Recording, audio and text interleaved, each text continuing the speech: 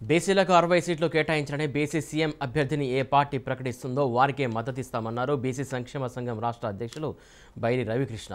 ఈ నెల 10న సరూర్నగర్లో నిర్వహించబోయే బీసీ సింహగర్జన పోస్టర్ను ఆయన వరంగల్లో రిలీజ్ చేశారు. రెడ్లు వెలమలే రాజ్యాధికారం చేలాయించాలని చూస్తున్నారని అన్నారు. 23 సీట్లు బీసీలకు కేటాయించడం సిగ్గుచేటన్నారు. అధికారం శాతం ఉన్నటువంటి బీసీలకు ఉండాలా లేక శాతం ఉన్న వెల్మరెడ్లకు ఉండాలా అని ప్రశ్నించారు. సెప్టెంబర్ 10లోపు బీసీలకు 60 సీట్లు కేటాయించాలన్నారు. లేకపోతే పోటీ చేసి బీసీల సత్తా చూపిస్తామన్నారు. బీసీ సింహగర్జనకు ఇంటికొకరు స్వచ్ఛందంగా రావాలని ఆయన సూచించారు. పెట్టుకొని వీళ్ళంతా కూడా 3 పార్టీలు కూడా ఏకమై రెడ్లు వెలుమలు వేలే పరిస్థితిలో వాళ్ళు సీట్లు కూడా కేటాయించే విధానము ఇలా ఉన్నటువంటి ప్రభుత్వం బీసీలను విస్మరించి 23 సీట్లు ఇచ్చి ఇవాళ బీసీలను హేళన చేసింది. బీసీలను హేళన చేస్తే ఎస్సీ ఎస్టీ బీసీలు ఉన్నది ఎంతమంది?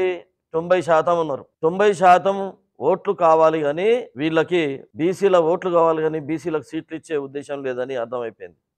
ఎందుకంటే బీసీలకు సీట్లు ఇస్తే వాళ్ళు అడుకోవాల్సి వస్తుంది బీసీలను. ఎందుకంటే దామాషా ప్రకారం 60% ఉన్నటువంటి బీసీలు మిగతా ఎస్సీ ఎస్టీ మైనార్టీ సోదరులంతా కలిపితే 90% ఉన్నటువంటి వాళ్ళం రాజ్యాధికారాన్ని చేపడితే 5% లేని వాళ్ళు అడుకోవాల్సి వస్తుంది అనే దాని మీద ముందే వాళ్ళు అలర్ట్ అయి సంవత్సరాల తరబడి బీసీలను అనగదొక్కుతూ ఏర్పడకుండా మందు పైసలు చిన్న చిన్న అక్కెర్రాని అవ్విస్తూడు బీసీలను అణచివేస్తూ ఓట్లు వచ్చే వరకు బీసీలకు ఏదో ఒక ₹1,00,000 పథకమో చిన్న చిన్న పథకాలు ఇచ్చి మొత్తం రాజ్యాన్ని నెలకొని ఈ రాజ్యం ఇవ్వదండి.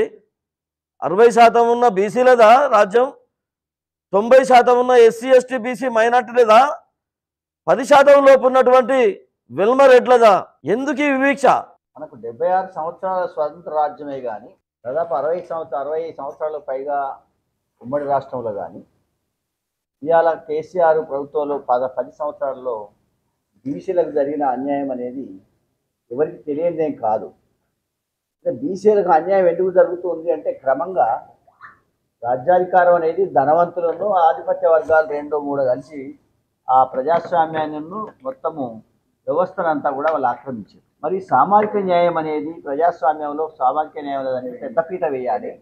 కానీ అలా కేసీఆర్ గవర్నమెంట్ వచ్చినాక సామాజిక న్యాయాన్ని మొత్తం పొందబెట్టాడు.